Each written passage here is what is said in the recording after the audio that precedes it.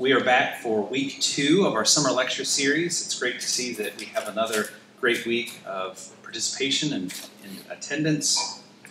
I want to thank our education committee for working diligently to put this together. Education committee does a lot of things, and if you are on education committee, if you'll rate, most of them are standing, but if you'll raise your hand, I know, all kind of in the back over here. If you are interested in this work, and there's a lot more that goes into the committee, but if you're interested in this work, if you'll see myself or Amy Elias or Anthony Wilson, we would love to talk to you about joining us and participating. This is important work for the church. As you can see, a lot of folks, we hope, benefit from this. So please join us in that work if you feel so led. Let us open with prayer this morning. Almighty God, we give you thanks that you give each of us different abilities.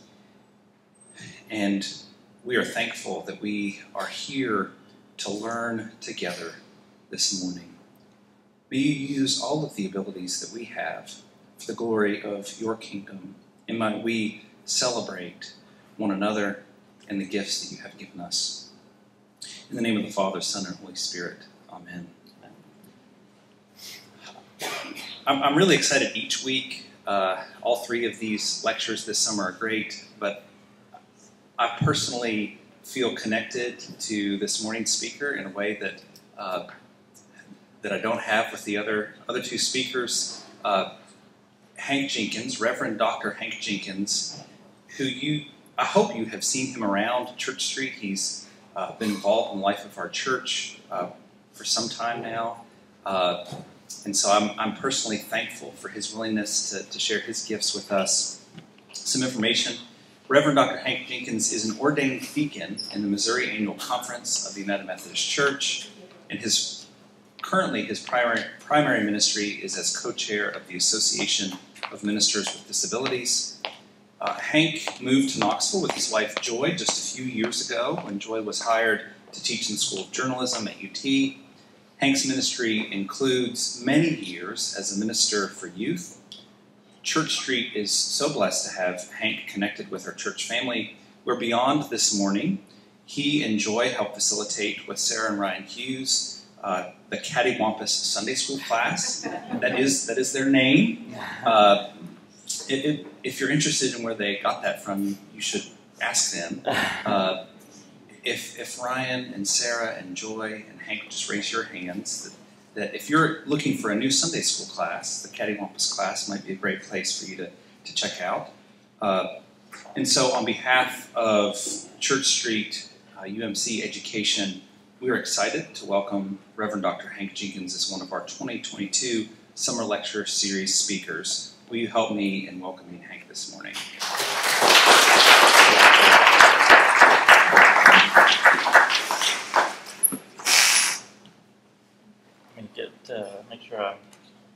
Make sure I'm unmuted here so you all can hear me. Yes, let me say thank you for, do I need to adjust that a little bit?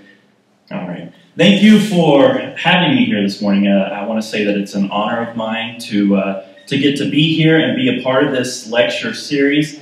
I have been very excited to be a part of Church Street United Methodist Church since we have been attending, though I do have, and maybe somebody can answer this for me later, as Joy and I were driving up this morning, I had this moment where I'm like, why is it called Church Street? Because it's not on Church Street. Maybe there's some history behind that somebody can share with me, because I was a little bit confused. This is the first time that has really hit me. So maybe, I don't know. But once again, I'm honored to be here. I'm honored that you and your church are interested in issues around disability.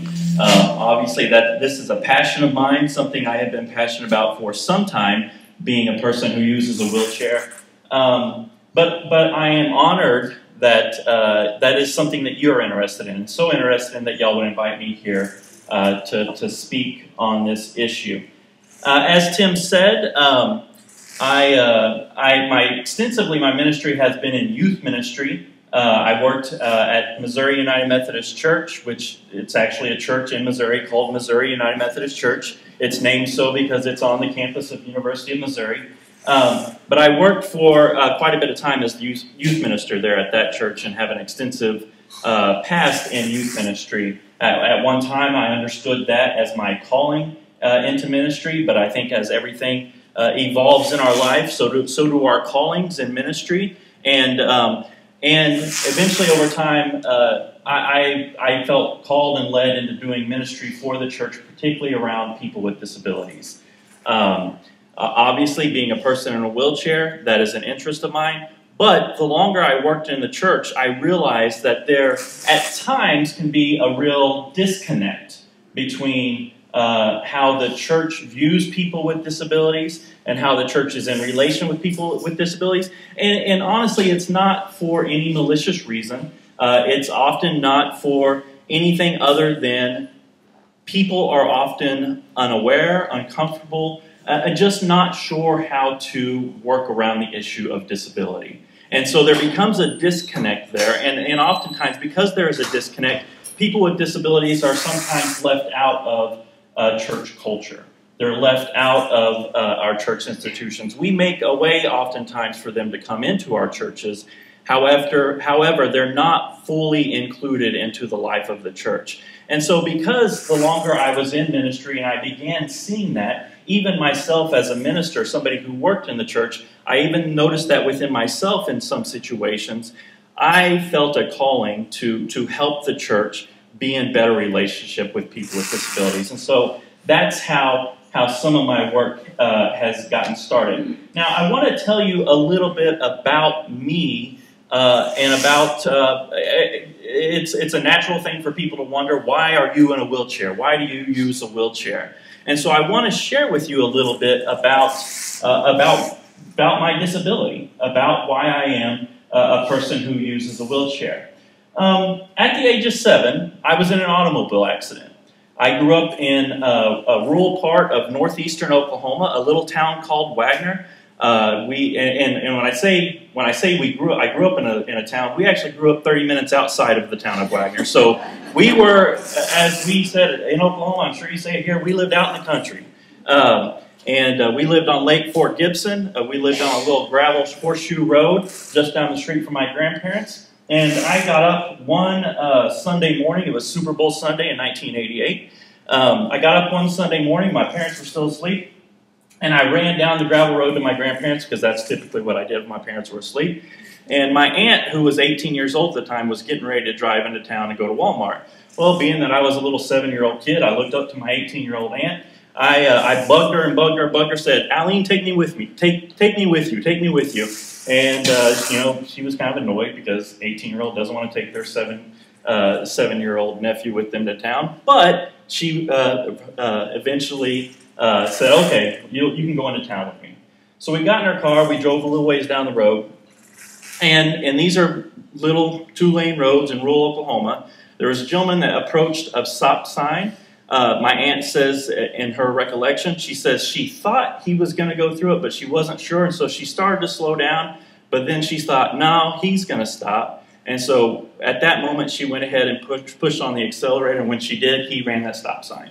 And so we hit him in the side of his pickup truck. Now, my aunt was driving in the 80s. Pontiac made this little sports car called the Fiero. How many of you remember the Pontiac Fiero?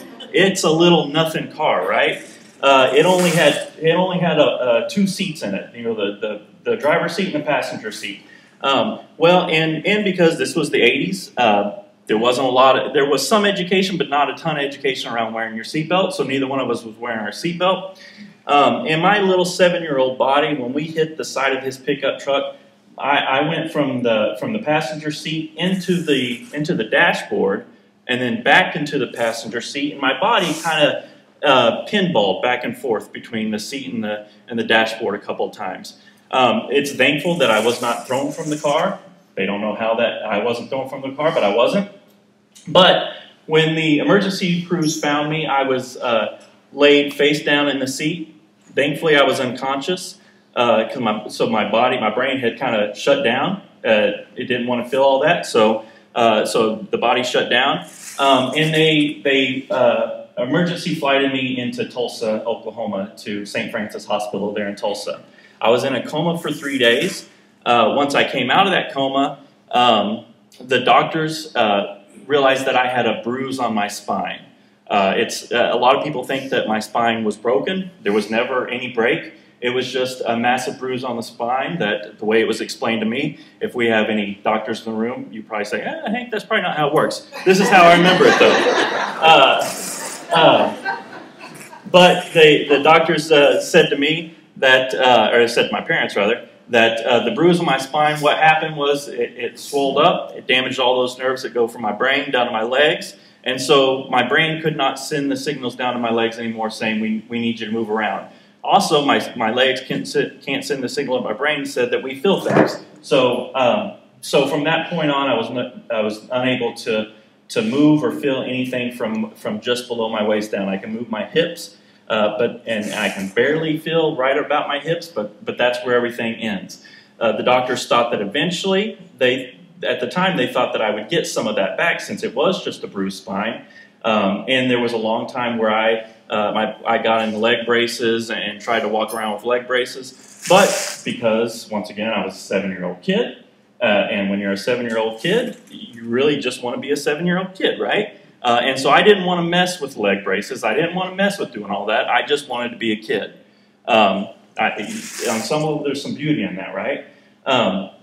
And so, and my mom would try to fight me because she thought, this would be better, but she also wanted me to enjoy my life, and so she kind of let me do my own thing for a while. And partly because of that, and partly just because it's the way things go, my sensation, my movement never came back. Now, you may have an instinct within you to say, oh, that's a shame. And on some level it is. But I want to say, I've had a very blessed life being a person in a wheelchair. And on some levels, this is my identity. This is who I am called to be. And this is the way I understand the world. And I'm very blessed to have that understanding of the world in this way. Being a person in a wheelchair has given me a perspective that is unique, that a lot of people don't have, a lot of people don't understand. But I think it's my job to help people understand it. But being a person in a wheelchair has helped me connect to people in ways that maybe I wouldn't be able to otherwise. Being a person in a wheelchair has given me, I say, a dual perspective. It gives me the perspective of a white man living in a world that at times privileges me, but it also gives me the perspective of a person that lives within a community that has limitations, or that is a minority community. And so it allows me to see from both ends of the perspective sometimes. And so that has given me a lot of blessing. It has created and shaped my personality in a way that I'm thankful for. I've been given opportunities because I use a wheelchair that otherwise I would not have been given. I've traveled when I was younger, I traveled all over the country playing wheelchair sports. I played wheelchair basketball, wheelchair track and field. Those were things that otherwise I wouldn't have had the opportunity to do. I 100% believe this. I'm not saying it just because she's in the room. But being a person in a wheelchair shaped my personality that allowed me to meet my beautiful wife that we've been married to. We've been together. She's looking at me like, you better get that date right. We're coming up on 18 years in October. But being a person in a wheelchair, I truly believed helped shape my attitude, personality, in a way that allowed me to get to know joy and allowed us to fall in love. So I'm very thankful for that. But like I said, I just wanted to give you some perspective of who it is that I am and who I am as a disabled person, to allow you to know a little bit about myself. Now, every once in a while, you're going to hear me say next slide or whatever, because we're going to have a little cue. And so next slide, if you don't mind going on to the next one, I want to give you a little roadmap of, oh, I'm sorry. This was where I should have been talking the whole time. I'm also a law student at Lincoln Memorial University right now. As Tim said, I I just finished up my doctorate in ministry from Wesley Theological Seminary, in which I did a thesis over some of the stuff I'm going to talk to you all about today. As I said, my passion is around helping the church connect with people with disabilities. And so one of the things that I've been doing over the past couple of years is working with a group called the Association of Ministers with Disabilities. And with that, and with a part of my doctoral ministry, I created a training for denominational leaders about how to interview, encourage, and empower people with disabilities who feel a call in their ministry. Because there's actually quite a few people with disabilities who are in the church and feel a call into ministry. And so, but a lot of times they face barriers, as I said, because sometimes the church just doesn't quite know how to be in that relationship. And so I've created a training and gone to a couple different conferences, given that training. So that's some of the stuff I'm doing. However, as I said, I believe our ministry evolves, our calling in life evolves over time. And so because I have a passion around disability advocacy, I also have decided, and perpetually a student throughout my life, I've decided to go to law school, and I'm enrolled at the Duncan School of Law at Lincoln Memorial University right now to get my law degree so that I could do a little bit more of that disability advocacy work, hopefully. Next slide. I'll give you a little bit of roadmap of where we're going to go today in our talk. I want to start out by defining disability. For me, everything goes around defining what it is that you're going to talk about. Sometimes we think we have an understanding. Sometimes I think I have an understanding of disability, but in different situations you realize that's not quite what it is that we're talking about. So I want to spend some time defining disability to let you know a little bit about what I mean when I talk about disability, but also because I want to know a little bit about what you're coming into this experience about, what your understanding of disability is. And sometimes we find that that's a little bit different. Sometimes people with disabilities have a different understanding of disability than able-bodied people will have a disability. So I think it's important for us to define that. From there, I'll talk a little bit about labels and labeling. Every talk I give, every time I give one of these talks, the labels and labeling, when I first started giving these talks, it was kind of like an afterthought at the end of the talk. But I found that tends to be what people want to talk about the most. Because as I talked about in this relationship between able-bodied and disabled people, we all have different labels and about how we want to define people, and sometimes people are just uncomfortable. Am I saying the right thing? Am I calling you what you want to be called? And so people really want to talk about that. And what you come to find out, the longer I've been in this work, is that people with disabilities have different ways that they want to be called and different things. And so it can actually turn into like heated conversations at times around this idea of labeling, which is wild to me that we get stuck in that. But it's an important thing to talk about. I also want to talk about something called the models of disability. And this is going to get into a little bit about the cultural aspect of disability, which I think is important to understand, and how there are different models of disability that different segments of society work under. And it's important to some extent if you're going to think about disability, and also if we're going to think about disability theology, how do we understand models of disability? And I'll talk a little bit more about that here in a little bit, and then go into end it with some disability theology, some areas. Disability theology is a field within theology that has probably been around about 30 years now, but a lot of people still, it's still new to a lot of people. And a lot of people aren't quite sure what it is or have even heard about it. So I'm going to give you a little bit of an introduction into disability theology, which is important to me. Next slide.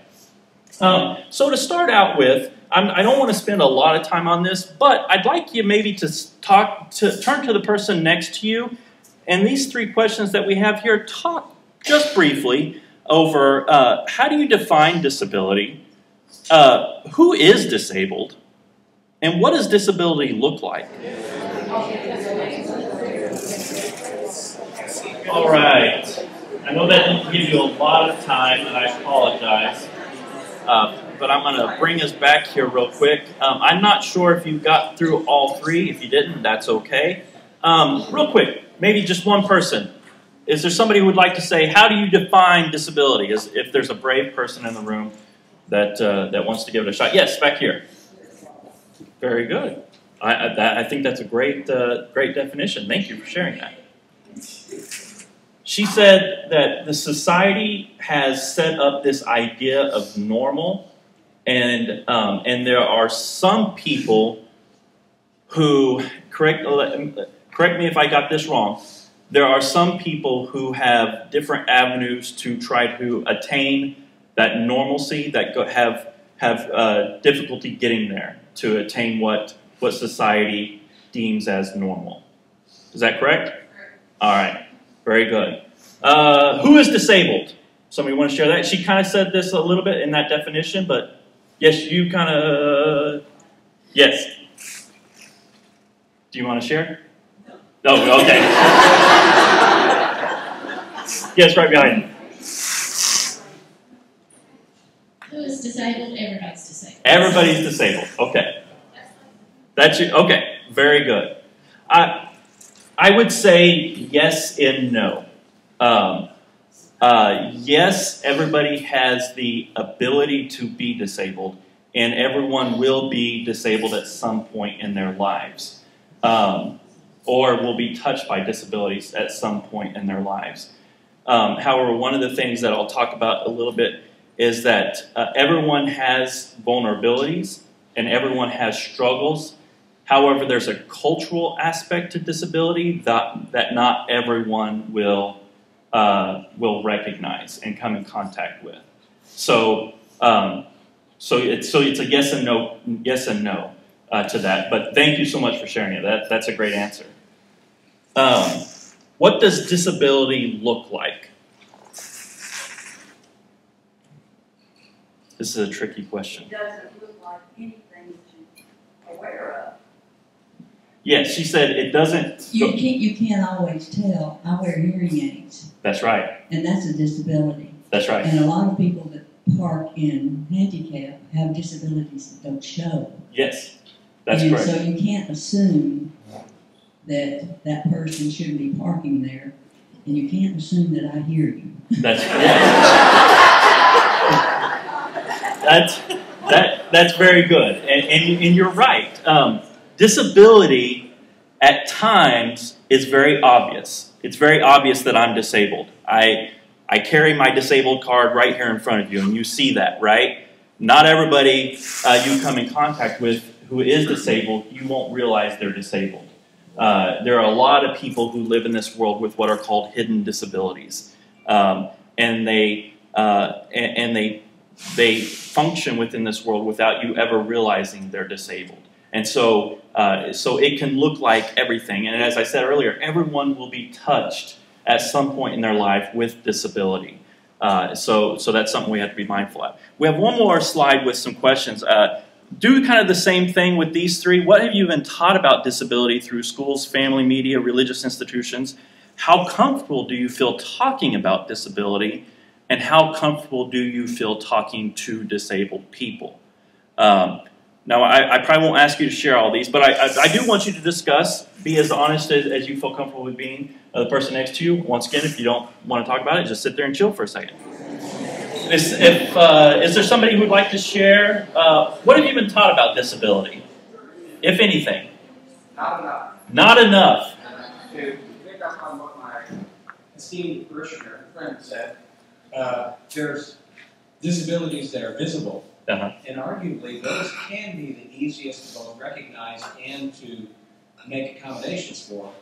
But particularly when we look at the violence in terms of mass shootings, such, there's hidden disabilities, whether that be hidden through a hearing aid or hidden in terms of mental health. Right. So, arguably, one might make the statement that there is no normal.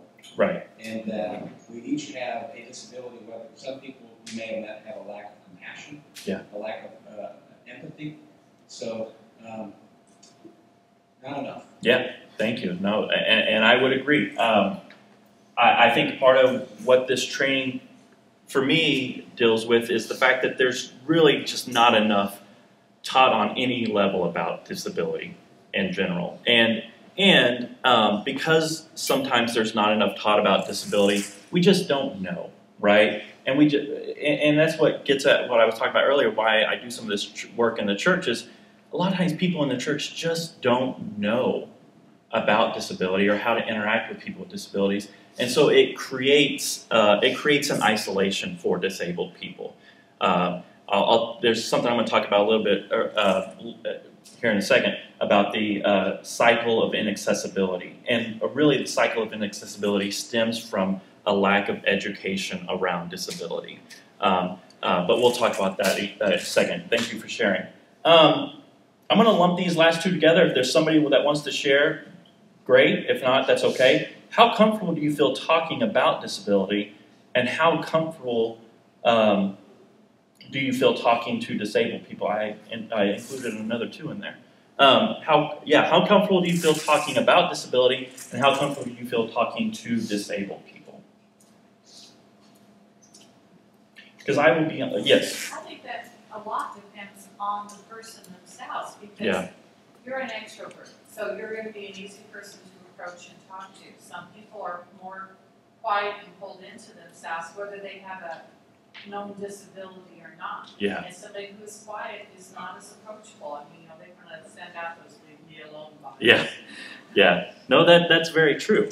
And this question for me comes from a personal space. Both of these questions for me, because as a person with a disability, I at times have an uneasiness talking about disability or talking to disabled people, right? But once again, it stems to that issue of it's not something I was taught as a younger kid. It's something that I've had to teach myself. And because though I have a physical disability, I'm a paraplegic, there are a lot of things about other disabilities that I know nothing about, and I am extremely uncomfortable with them because I don't understand them. Now, that's neither right nor wrong. It is what it is. But a part of this, what we're doing here, is to educate ourselves so that we become more comfortable talking both about and to people with disabilities, so it stops being one of those things that gets pushed over into the dark corner that we don't talk about and we don't deal with. Because there are real issues around disability that need to be talked about so that we can include people with disabilities in everyday life, so that we can better their lives through our help, and so that a lot of ways they can get the things that they need, because a lot of times we don't talk about it, we don't deal with it, and so they don't get the things. So we as people with disabilities don't get the things that we need. We don't get the resources we need to survive and to thrive in this world, which is what we all want, right? That is the goal of everyone in this room, is to survive and thrive and live the best life we can, because that's what Jesus commands us. As Jesus says, I came to give you life and give you a life abundantly. That's the same for disabled people, and we should want that for them. And so a part of what we're doing here is to educate ourselves on that so that we can be more inclusive, so that we can help people with disabilities get the things that they need. Let's go to the next slide. I always tell myself I'm not going to be long-winded. Definitions of disability. I'm going to start out with the ADA definition of disability, because this is probably the one that most of us operate under, whether we realize it or not. The ADA definition of disability is a physical or mental impairment that substantially limits one or more major life activities. Now, I introduce you as this one is the first one because this is what's known as a medical model of disability, medical model definition of disability. This starts at what's wrong with the body. This starts with impairment, right? And if we start at what's wrong with the body, that's how we always interact with people with disabilities. What's wrong with you, right? And so that's something we have to be mindful of when we are talking about and defining disability. We got to get away from, yes, there are impairments, and yes, at times there is suffering caused by impairment, but we don't want to define people only by what's wrong with you, right? So we have to be mindful of when we're talking about that. The CDC has a different definition that I think is a little bit better, but not quite there yet. It says any condition of the body or mind, impairment, that makes it more difficult for the person with the condition to do certain activities, activity limitation, and interact with the world around them. So it still starts with what's wrong with the body, right? But then it tries to do better. It says, okay, well, it's what's wrong with the body that makes it difficult for a person to do things in the world, and that because they can't do those things in the world, that affects them socially, right? And so that kind of gives us a roadmap where we want to go, talk about how people with disabilities can interact socially. So that's a little bit better of a definition when we're talking about disability. And as I already stated earlier, how we define disability sets up how we view and interact with disabled people.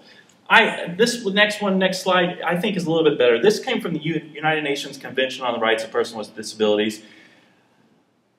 I'm trying to remember in my head when this took place. It's been several years back now. But it says persons with disabilities include those who have long-term physical, mental, intellectual, or sensory impairments which in interaction with various barriers may hinder their full and effective participation in society on an equal basis with others, right? So this I think tries to take those first two that we looked at and tries to put them into a more cohesive, it looks more like the CDC one than the ADA one. But what this is basically saying is it acknowledges that there are impairments once again, but it's the interaction with the barriers they face in the world. It's these barriers are actually the things that are disabling people from interacting in society, right? Or from hindering them from full participation in society. So one of the things that I really want you to recognize is disability. When we're talking, and we're going from a medical model to a social model of disability, the social model says the thing that's disabling and disable people's lives is not only or not necessarily the impairment that they have in their lives, but it's those barriers that they face that keep them from interacting in society, right? It's the society interaction. The society interaction is the thing that isolates them. It's the thing that puts them over in the dark corner. That is the disabling thing in disabled people's lives, right? And so we have to start switching our mindset to think of disability in that way as opposed to the impairment. Because when we only think of the impairment, once again, we're thinking, what's wrong with you? But in this way, we're thinking, okay, how can I help you interact in society? How can I help you get you the things that you need? Let's go on to the next slide. And a lot of people are often shocked by this. In the United States, 26% of the population, or roughly 1 in 4 people, has a disability. In Tennessee, that's slightly higher. 29% of the population has a disability. There are various reasons. We tend to see in the South, percentages of people with disabilities are higher in the South than they are in the rest of the country.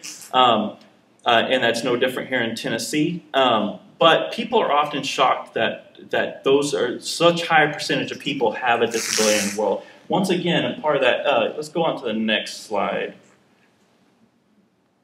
Once again, that's because a lot of times, as I talked about already, we have this one singular mindset of what disability is. And when we think about disability, we often think of this. This is the universal, in the United States, we would call this the handicap sign or the accessibility sign, disabled sign.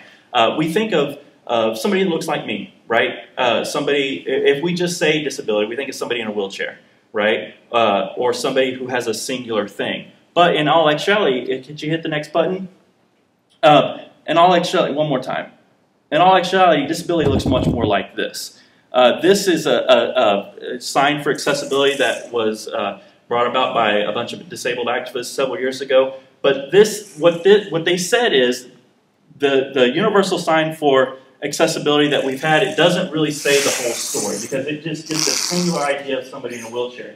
But disability actually looks like this. It's an issue that deals with mental health disabilities. It's an issue that deals with those who are deaf, those who are blind, those who have ADHD, those who understand themselves as autistic. It's a wide variety of things, and we can't just think of it as one singular thing.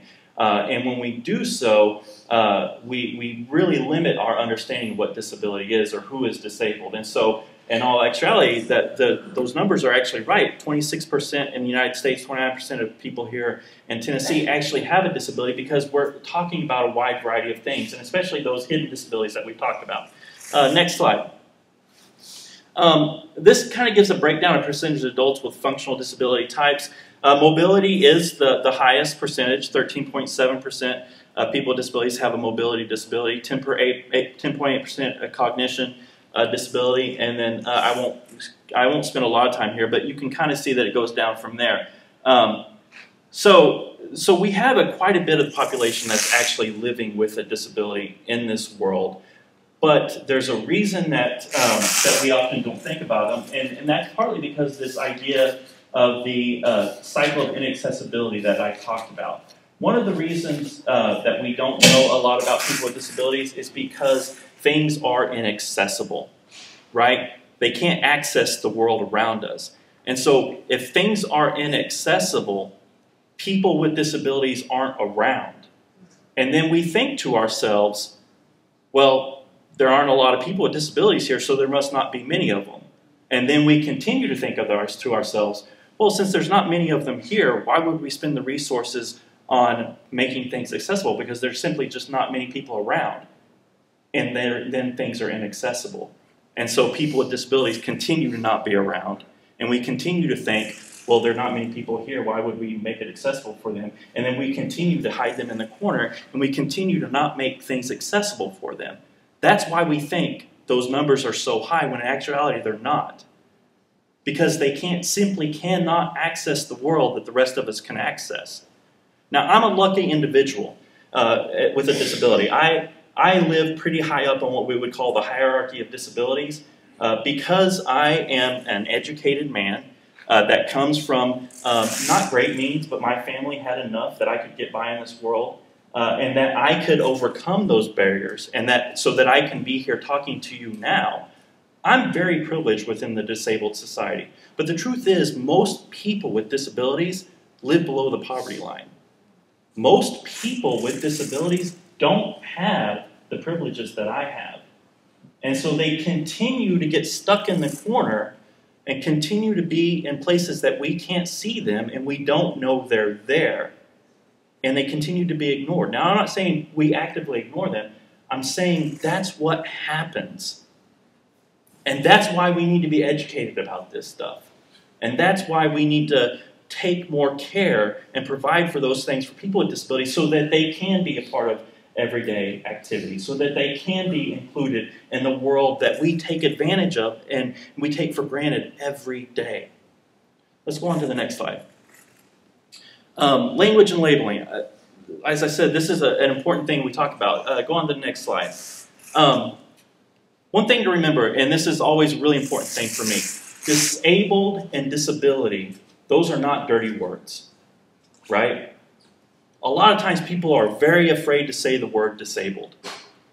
A lot of times people are afraid to call other people disabled, because we've put it in our mind that this is a dirty word, that this is something you don't want to be, right?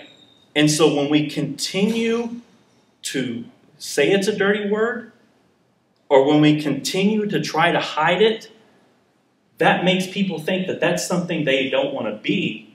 And then that makes people who are disabled, who have no choice but to be disabled, see themselves as something dirty. See themselves as something that they should not be. And they have no opportunity but to be disabled. As much as maybe I wanted to at one point in life, I'm never going to get up and walk out of this wheelchair. I'm okay with that. But it took me a long dang time to get okay with that. Because I had a world telling me this was not who I wanted to be. And I had a world telling me that this was not how I should function in the world. And I'll talk about this a little bit in a second, but and the church is one of the top people who does this stuff, right? Because we tell people, and sometimes it's well-meaning, right? But we want to pray for people with disabilities. We want to say, oh, this is not the life you're intended to live. I wish that you could walk. And that's well-meaning on some level, right? Because we don't want people to suffer. But sometimes people aren't suffering just because they're disabled. Sometimes they're just living their life, right? And so, and sometimes disability is just a part of what it means to be living, right? And so we got to take that dirtiness out of the word. And we got to take the negativity out of this word disability, because simply it's just another way of being in this world. And that's something we have to think about. Let's go on to the next. Oh, by the way, July is Disability Pride Month. I don't know if any of you knew that. Disability Pride Month. If you follow certain Twitter accounts, you get something every day about this person did this in disability history. Another thing that's important when we're talking about labeling and how you're going to talk about somebody, allow an individual to label themselves. People with disabilities have spent most of their lives being labeled by other people, right? They're being told who they are, what they should be. And what I have found that in all the debates about disability and disabled people, let the individual label themselves. I can't tell another disabled person how they want to be identified, what they want to be called. I wouldn't want that. I have my preferences, but that's one thing to remember, that when we're talking with people with disabilities, allow them to label themselves. Go on to the next slide. Tim, I know, brother. The most acceptable are person first language or identity first language. Person first language says we identify the person before we talk about the disability, so it's a person with a disability. This language was long championed by the disability activists back in the 70s and 80s. They were trying to claim their identity back from medical professions that had labeled them their whole lives, but they wanted to be identified as the fact that they were a person before they were their disability, and that was really important. Here, I would say in the last 10, 15, 20 years, we've seen a real move towards identity first language. It's calling a person a disabled person, but that goes back to that whole idea of taking the negative out of disability, right? And that saying disabled and disability are not dirty words. This is disabled identity first language. This is actually my preference, because I want people to know that I identify as a disabled person. This is who I am. This is my reality. This is how I function in the world. And I want people to stop being afraid of it. And there has been a real move among the disabled community to go with this identity first language, to say this is who I am, this is how I function, and I need you to recognize that. Go on to the next slide. Sorry. These are terms that we should try to avoid. Cutesy terms or metaphors, differently abled. Now, unless specifically asked, and I say unless specifically asked, in talks I've given, I've gotten some pushback on this, and that's okay. But there are segments of the disabled community that prefer differently abled because maybe they are newly disabled. It is still something they're struggling through, or they are parents of people who have disabilities. And as I said, I can't tell another person how they want to be identified, so I respect that and recognize that differently abled is a term that there are some people who use. However, I will say, for me as a person who appreciates identity first language, I struggle with this term because, once again, it tries to hide the word disabled, and it tries to shoo it away. And for me, differently abled doesn't say a lot. We're all differently abled, right? It doesn't say enough about the cultural experience that I have that nobody else is going to have. And so I at times push back at that. Challenged, I don't understand what that's. I mean, I understand it meant something in the past. It's not something that I appreciate. I don't think we're competing for anything. Outdated language, probably something that most people have moved away from. Handicapped is not a term that you hear a lot in the disabled community these days. It's something that we've kind of moved beyond. We still hear it a little bit, especially in the United States around parking spaces, handicap spaces, but it's something that's moved around. And in terms of confusing, otherly abled, handicapable. Go on to the next slide. I'm going to speed through these. Ableism, discrimination in favor of able-bodied people and against those with disabilities. based on the assumption, as you said, there's a normal, or somebody said there's a normal, and then those who fall outside of it are abnormal. And it doesn't make room for, or consider the needs of those who, it doesn't make room or consider the needs of those who are disabled, who would like to be in the space that everybody else gets to be in. Go on to the next slide. I'm going to speed through this real quick. Models of disability. I've talked about this a little bit in my language. What most everybody operates under is the medical model of disability. And it's this idea that there's something wrong with the body that needs to be fixed, right? And it says that the medical model says something has happened to your body, you're broken, you're no longer normal, and we need to fix you so that you become normal. Go on the next slide. The social model of disability came out of the medical model. It was the disability advocates in the 70s that said, no, there's something more that's going on here. There's a society that we live in that prevents me from functioning, and that's actually the thing that disables me. It's a society that I live in without curb cuts. It's a society that I live in that has stairs and not elevators. It's a society that I live in that does not make space for the fact that I can't hear. That's actually the disabling thing. Within the past 10 or 15 years, next slide, we've come across what's the cultural identity model. And this kind of says, well, you know, it's a little bit of both. It recognizes that there are physical impairments that at times do cause suffering. And at the same time, society emphasizes that suffering a little bit when it doesn't make space for us. But there's something that we also need to recognize, and as I've hinted at before, is that there's a cultural aspect of disability that not everybody recognizes. There's something that I am going to identify with, that my other brothers and sisters and other people I know that use wheelchairs, that they're going to recognize that nobody else in this room is going to recognize, right? And there are things that I experience on a day-to-day life that nobody else is going to experience those things. That's a cultural aspect that only I'm going to, and me and other disabled people are going to recognize. So this cultural model of disability has taken on shape, and I think it's very, very important. Let's move forward. I'm going to move beyond this. I'm so sorry, I'm just like barking out orders. Disabled theology. Disabled theology is the attempt by disabled and non-disabled Christians to understand and interpret the gospel of Jesus Christ, God, and humanity against the backdrop of the historical and contemporary experience of people with disabilities.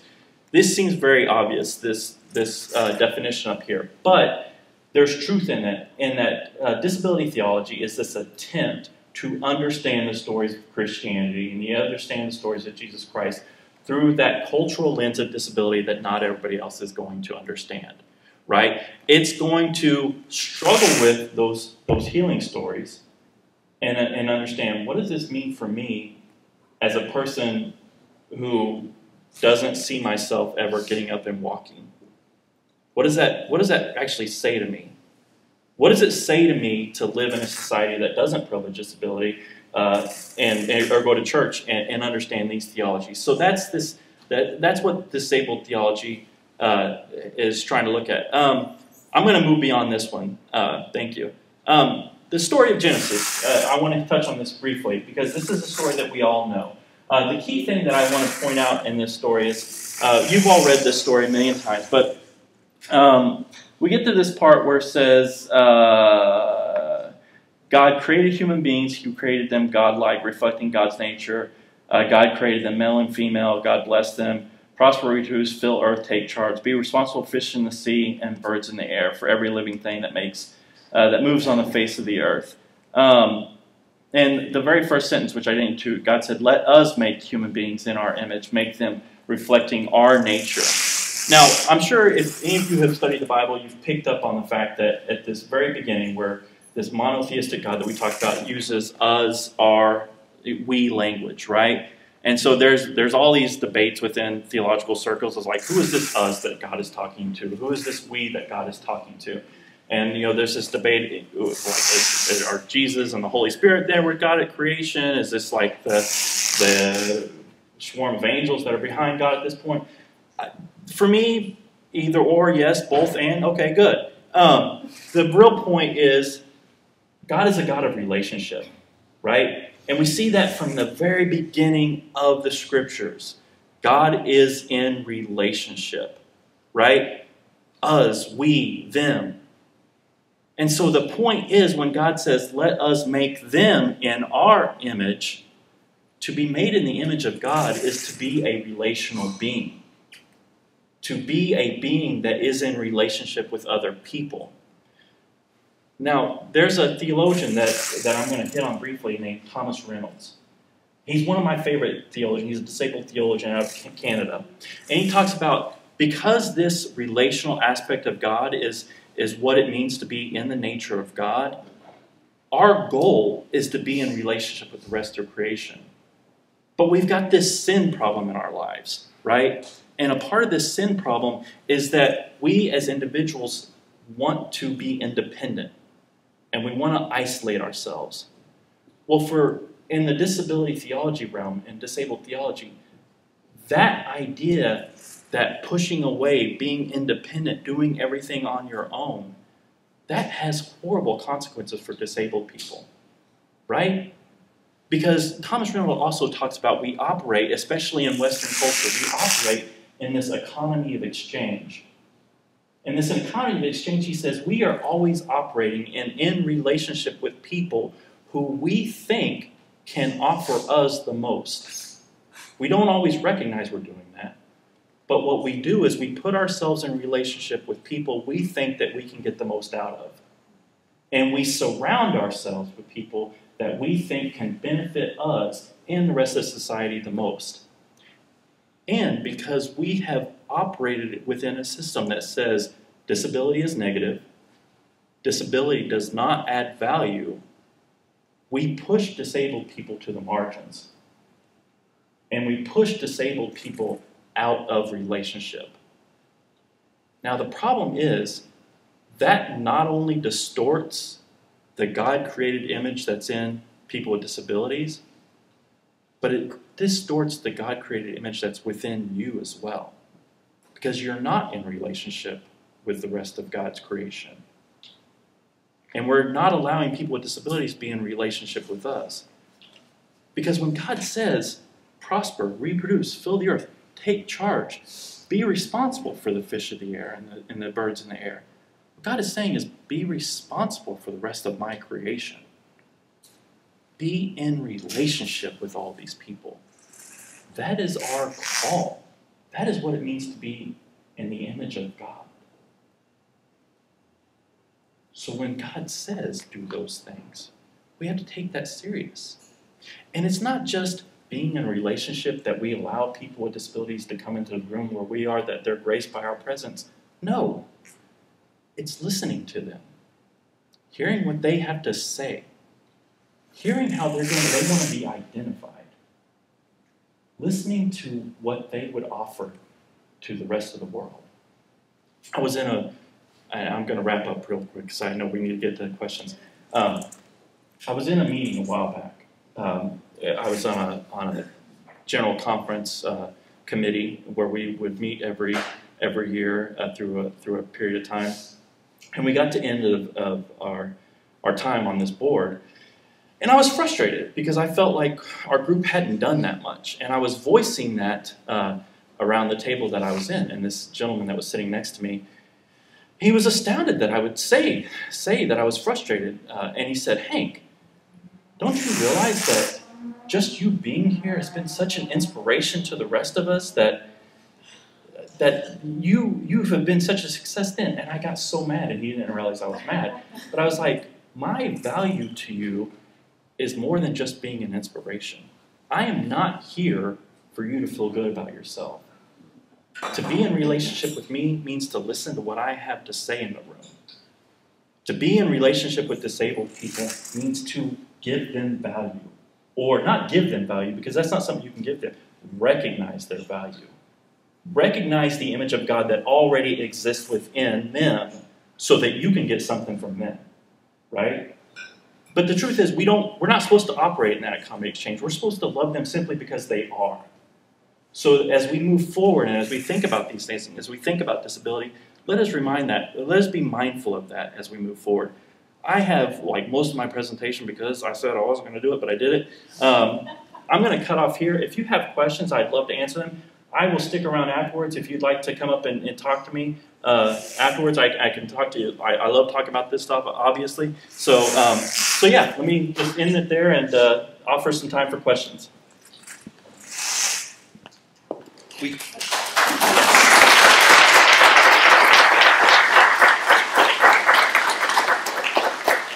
have time for just a few kind of short questions, but especially as we were getting to the end, I was just thinking, we are so blessed that there are so many things, I don't know, you all may have to process. I'm going to have to process so much of what you said, and then maybe in a week or two I'll be able to ask. There's just so much there in your presentation. But do we have any questions? Please come to a microphone.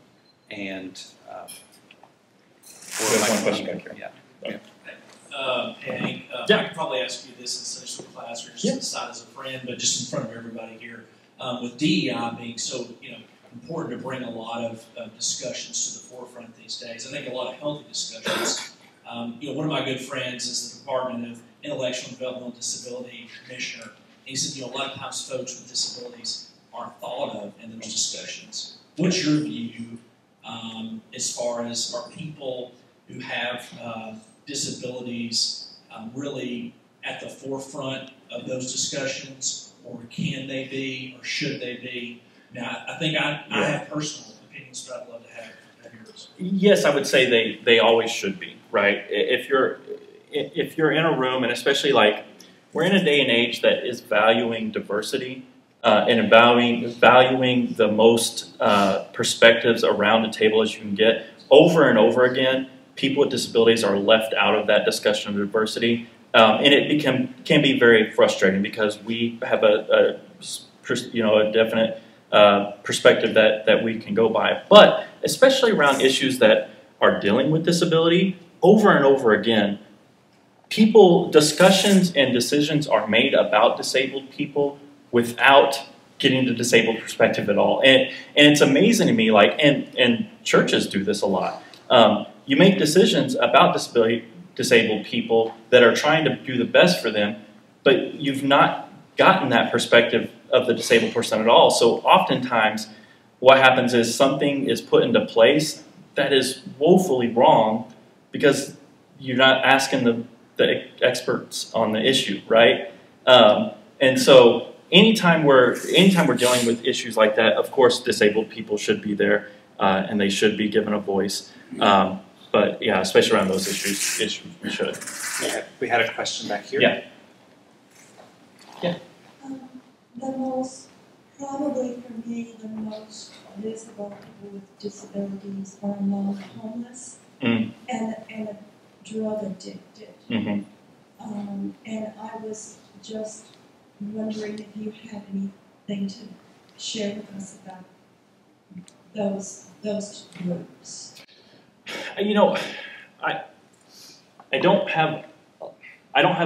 know how much beneficial I have to share, other than to say, a lot of times people get into those situations because of feeling like there's nowhere else to go, because resources haven't been offered to them, because often, like I said, they're shut out of certain things, and so, and like I said, poverty. Most people with disabilities live below the poverty line, and on some level, it's kind of situated that way. To some people who need certain benefits, they can't make more than a certain amount of money, and so they tend to live towards that lower echelon of life, and so sometimes it directly leads to issues like homelessness or drug addiction, and sometimes there's mental health issues around there. For whatever reason, they're not able to get the help that they need to the mental health institutions.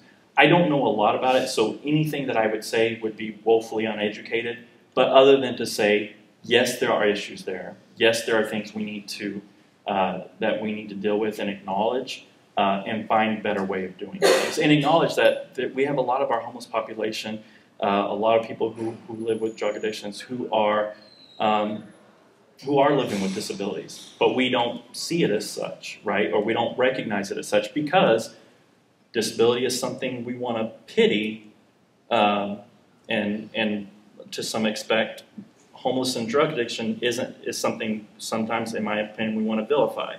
So there is that perspective there that we need to be mindful of. We have our last question. I have a quick question. Yeah. Thank you so much for your presentation. That was wonderful. Yeah. I was wondering if we could end with a note about what uniquely the church can contribute here, and because there's so many institutions in society that are addressing this, but what as people of God can we contribute that is unique? Are you talking about church broadly or church street? Either or. Okay. One thing, and this goes to my work with the Association of Ministers with Disability, and something I've just hinted at here, listen to the voices of disabled people.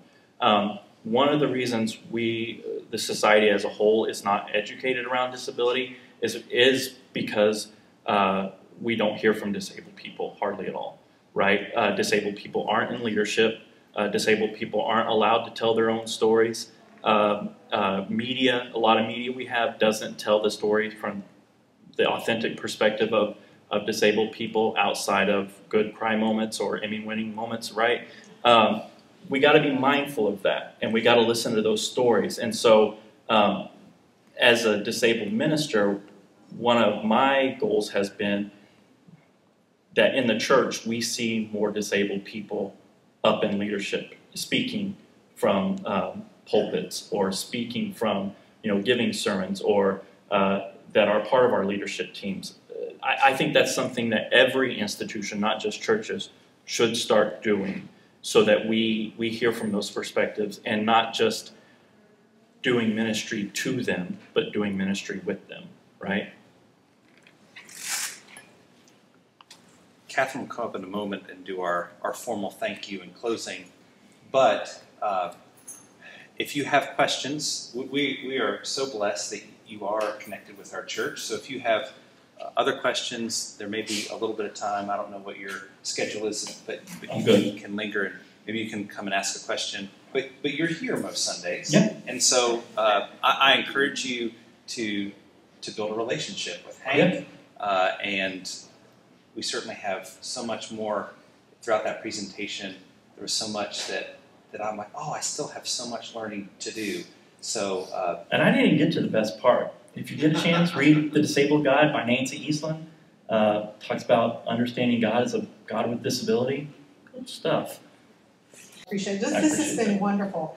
And is it okay to announce we will get to hear Hank again on Sunday, September 18th at 8:30, 11 o'clock. He will be bringing us the message that day. So we look forward to that day. And thank you so much. And yeah, we need to hear this again and think some more and process. So we look forward to learning more from you. Now informal.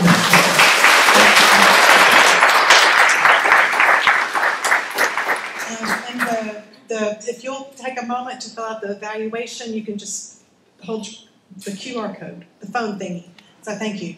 Go to church. Thank you so much.